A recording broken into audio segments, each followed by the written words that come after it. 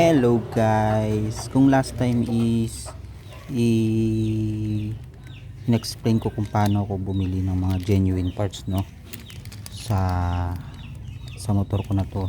Ito yun kung naalala nyo yan, no, paano ko siya binibili sa online like Shopee. Yan, kasi nagbukas ako ngayon, papalitan ko na tong mga to kasi nga may tama na hindi na siya maganda. Mahirapan ako magbaklas. So sunod na pagbaklas ko baka kumabuse, mahirapan pa ako, kaya bumili na ako ng bago. Yun, kakabit ko na to ngayon.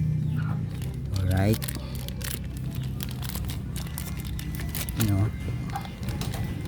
may mga tama na hindi na maganda Okay, kakabit ko to.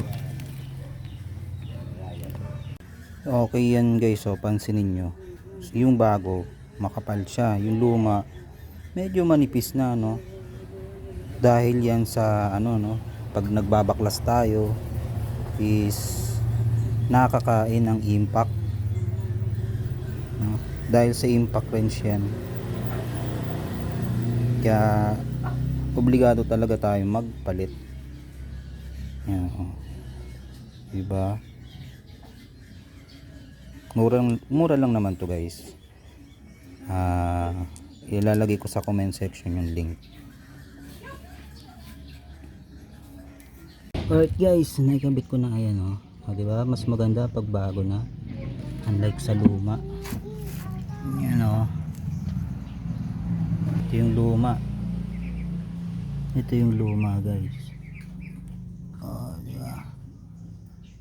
Para iwas abala, diba? Mahirap na pag kumabis to sa impact, di na natin matanggal, mas mahirap tanggalin. So ayan,